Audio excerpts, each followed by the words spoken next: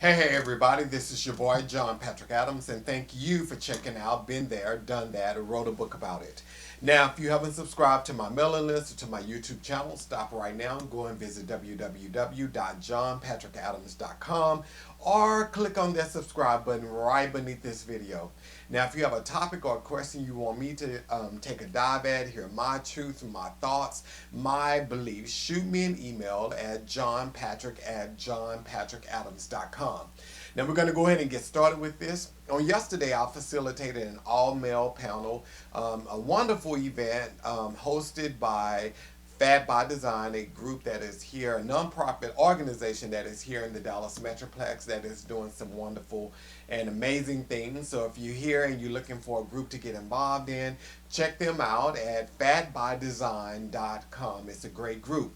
But yesterday I hosted a panel of 5 men, and they were all wonderful men, and it was really interesting to hear hear their different perspectives. You know, pretty much a wide range of guys from the age of 29 all the way up to 45, I think. A wide range of ages, but it was really good to hear the different perspectives of each guy. So I definitely wanted to give a recap, and of course we talked about dating. Of course we talked about marriage, and we talked about raising kids, having kids, and blending families and so forth. But there were three questions that kind of like stood out that I definitely wanted to give my thoughts on, because yesterday my job was to facilitate and not give my opinion. So I wanted to give my thoughts on that. And the first question here is, of course, this is a common question. Many of you are watching this. You have asked this here. The question was, would they date a plus size woman? And out of the 5 guys, there were only one guy that pretty much said no. The other 4 said that they would, date a plus size woman. And just so that everyone is clear, I made sure that I made it known that I wasn't talking about a thick woman. A woman that is a size 12 or a size 14. I was talking about women that are 18s and 20, 22s and above. So in that, 4 of the guys said that they would date a plus size woman. And to those guys, I believe that is commendable. But in actuality, once I rephrased the question, it was a completely different response. I then asked, would you approach a plus size woman? And none of the guys, except for one, said that he would. That really chimed in at that point, said that he would do it. The other guys pretty much changed their answers, went to the no. And in that, from that question, another question from the audience came up, and it was a plus size woman, and she expressed, how do guys get to know if this woman is a good match if she's never given the opportunity to show that she's a good woman, if they never give her that basing on their opinion, her appearance or preference or whatever. And one thing that I definitely wanted to say this here, and I said this on yesterday, it's funny that we always talk about plus size people and people not choosing to date them, but like I shared on yesterday, there are people who do not want to date thin people, who do not want to date skinny people. So I think it's something that both sides experience. We just don't talk about it when it's the skinny people.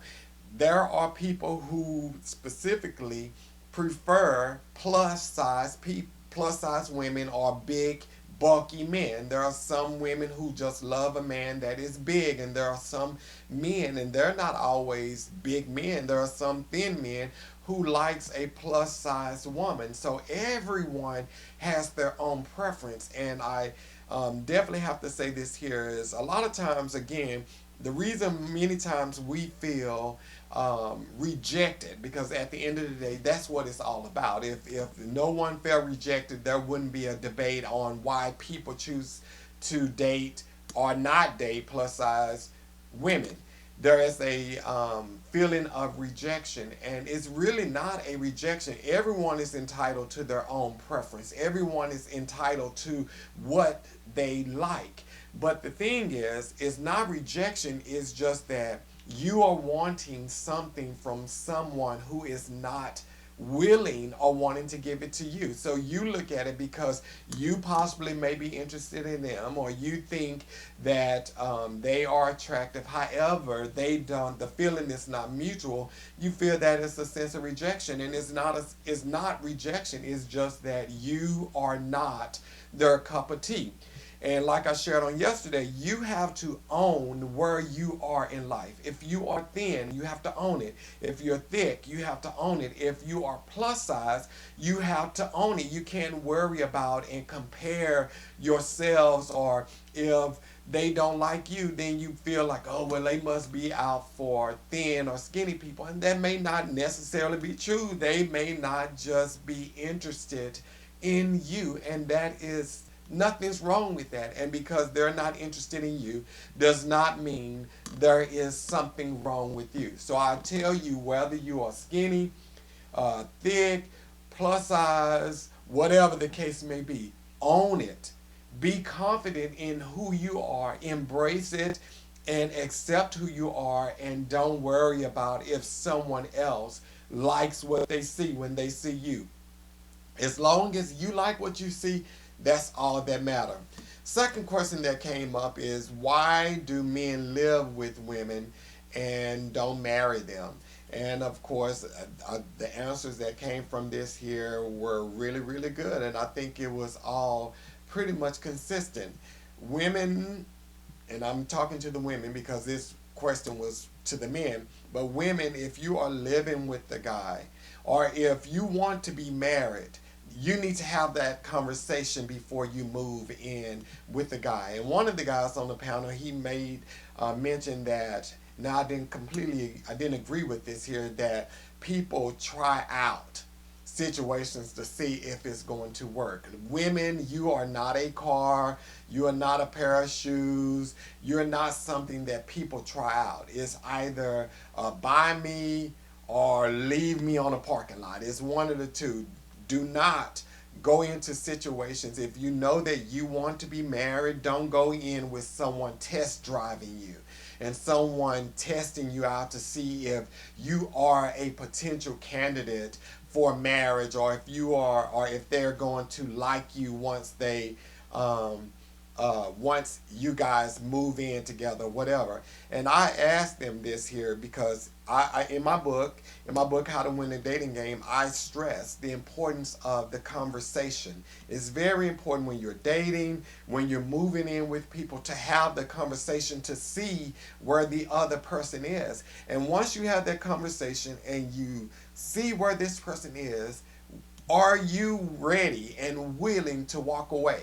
And that's where we have to own it ourselves. Again, we have to own this responsibility of it. If someone is not willing to give you what you want, you have to be able and willing to walk away from it. As painful as it may be, as heartbreaking as it may be, if you are not going in the same direction, don't wait around and choose or change your path to ride along to see if eventually they are going to get on the same path as you.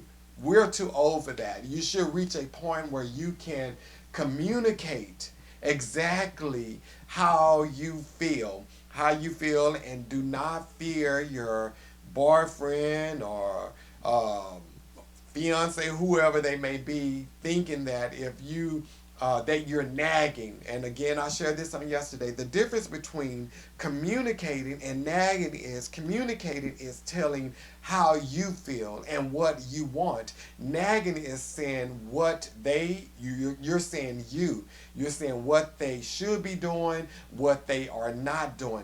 Don't nag, just completely express the way you feel. And if this person is not where you are and they are not headed in the direction in which you are wanting to go, you have to make the decision if you are going to stay in this situation or not. So that was my take on that. Third thing that I definitely wanted to talk about is we asked if a chick sleeps with a dude on the first night, would she automatically be eliminated from his pool of women that he would date? And pretty much we're saying if a chick sleeps with a dude, is she a whore? That at the end of the day, that's what the question is saying. So pretty much at the beginning, most of these guys were saying no, she's not a whore, blah blah blah blah blah blah blah. And unfortunately, women, to be honest with you, we live in a world that has double standards. Not saying that this is my beliefs, but the majority of the people in the world, if a female sleep with a guy on the first night, bam, she's considered a whore. If a guy sleeps with a chick on the first night, he is a player, and that is just the way it is. We can sugarcoat it. We can. Is she considered? Is that an automatic turn off, or would you still continue to date her? Call it the next day. We're gonna start with Jason Stanford because you like your last name.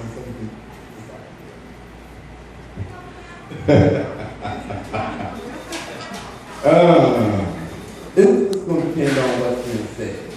It's going to all depend on what's being said. I think nowadays, that was a friend of mine was telling me about going to a club and meeting women. And I said, you still going to the club to meet women? I said, yeah. You go to the club to meet up with the woman that you've already investigated on Facebook and everything else. So it's after that initial process happens when you make your investigation, because everybody's going to do it, everybody's going to pass it on each other. Then that's going to be the determination of whether you continue to. It doesn't defeat her for being considered girlfriend to wifey status. A woman can tell within the first 5 seconds of seeing a guy if he meets her physical criteria to where she can say he can get it. And it's so much weighing on his performance on how further she's going to evaluate him as a serious mate.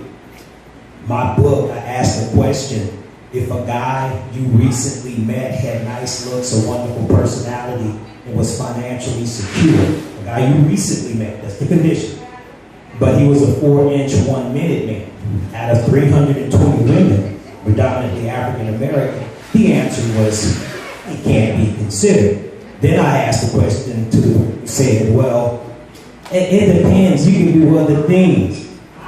I call bluff on that. I ask women, how many chances do you give a guy that you're interested in to get the sex right? The average answer was 2. Okay, well now you're not really invested in him, so he is expendable. So I think the quickest you can give sex to a guy to where he may not allow chemistry to overrule how fast you had intercourse with him is, let's say we went to the club, we danced, whatever, talked a little bit, and before the night was over, you gave it to me in the parking lot. Now that's a little bit too fast. But if we went after the club, we conversed for about 5 hours of dancing all over each other, drinking, tripping, you know what I mean? And then you came back to my place, there's still a greater possibility for me. Well, Kevin, to be honest, if you took a female to IHOP, I don't think you get none anyway, bro. No, no. But hey, maybe the only thing going out to the club, ladies, is y'all putting out that easy on some IHOP, y'all not getting a call the next day. So you're not getting a call the next day. So we keeping it 100, brothers. We keeping it 100. We keeping it 100. Okay, she might like pancakes, ladies. Y'all might like pancakes. No. Hey, no. I got you, bro. But listen up. So we keeping it 100. So if you go home and you hit it that night, what you're saying is you would not disqualify her as a potential candidate for girlfriend, something serious. You wouldn't do it. Ladies, do y'all believe it? No. Y'all don't believe it? Jason, what you got to say? God knows when it's really not the first time we meet you, or if you make us wait a year. If you're a hoe, you're a hoe. All right? You can try to put out those qualities if you want. We know the difference between when we become the exception to your rule, all right, and when you were just giving it out, you're trying to play that role. And then you can't hide it. It's just a characteristic flaw that you'll have that you're built with. So we know the difference. At the end of the day, we're gonna push it, okay? But I prefer for a woman to make me wait because I like to chop. Now, you ain't gonna make me wait too long, depending on the situation. But I do prefer you wait. You know what? I'll tell you this. My ex-wife, we stuck together the first night.